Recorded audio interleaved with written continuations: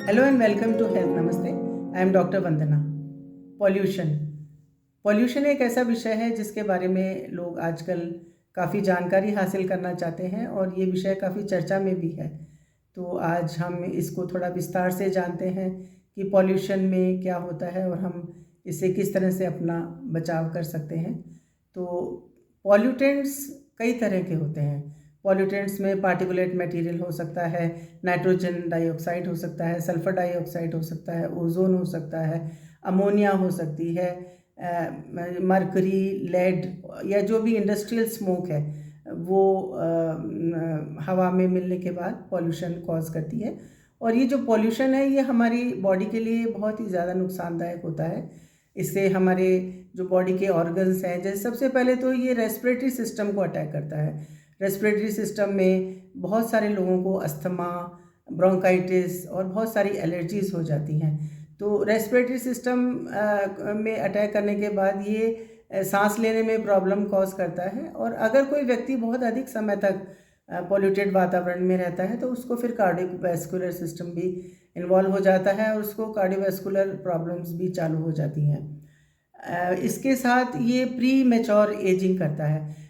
Pre mature ageing कैसे करता है कि हमारी बॉडी में कोलेजन और इलास्टिन नामक जो सब्सटेंसेस होते हैं उन पे ये अटैक करता है और हमारी बॉडी में इस वजह से रिंकल्स हो जाती हैं। तो प्री मैच्योर एजिंग दिखता है। और एक दूसरा तरीका भी होता है कि ये फ्री रेडिकल्स इससे रिलीज़ होते हैं। तो फ्री रेडिकल्स स्किन के ऊपर, सेल्स के ऊपर अटैक करता है और डैमेज करता है उनको और रिंकल्स कॉज करता है।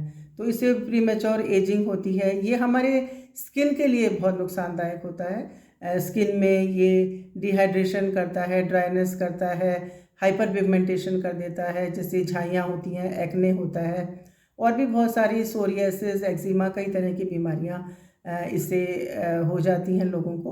और ये हेयर के लिए भी बहुत ज़्यादा डैमेज कॉज करता है क्योंकि जो स्कैल्प होता है उसमें ये ड्राइनेस और इन्फ्लेमेशन कॉज कर देता है। जो हेयर प्रोटीन है उसका डैमेज करता है। तो हेयर की ब्रेकेज भी ज़्यादा होती है और हेयर फॉल भी बहुत ज़्यादा होता है।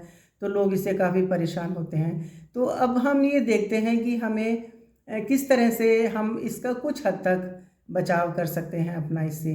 तो सबसे पहले तो आता है मास्क। मास्क हम लगाकर अपना बचाव कर सकते हैं। जो पार्टिकुलेट मटेरियल है या जो गैसेस हैं तो अपने रेस्पिरेटरी सिस्टम को उससे बचा सकते हैं मास्क का इस्तेमाल।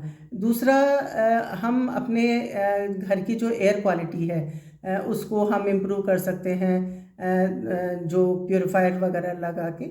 और तीसरा सबसे इम्पॉर्टेंट जो है वो है कि ग्रीन स्पेस बनाना। हमें अपने घर में ग्रीन स्पेस बनाने चाहिए, कुछ पेड़ पौधे लगाने चाहिए। अगर किसी के पास गार्डन है या थोड़ी बहुत भी जगह है तो उसमें पेड़ या पौधे या इस तरह की कुछ लगाना चाहिए जिससे उसके घर का वातावरण स्वच्छ और पॉल्यूशन से रहित हो जाए। इसके अलावा हमें अपनी लाइफस्टाइल ऐसी रखनी चाहिए जिसमें रेगुलर एक्सरसाइज और बैलेंस डाइट शामिल हो।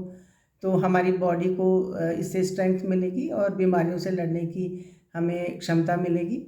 और हमें एंटीऑक्सीडेंट्स लेने चाहिए। इसके साथ ही हमें अपनी बॉडी को हाइड्रेटेड रखना चाहिए जिससे हमारी बॉडी की जो टॉक्सिन्स हैं वो सब बाहर समय समय पर निकलते रहें और हमारी बॉडी हेल्दी रहे। इसके अलावा हमें अपनी स्किन और हेयर को रेगुलरली वॉश करना चाहिए जिससे उसके ऊपर कोई पॉल्यूटेंट्स जमा नहीं हो और उनको डैमेज ना कर पाएँ। तो इस तरह से आज हमें पॉल्यूशन के बारे में जानकारी मिली। I hope you like this video and thanks for watching.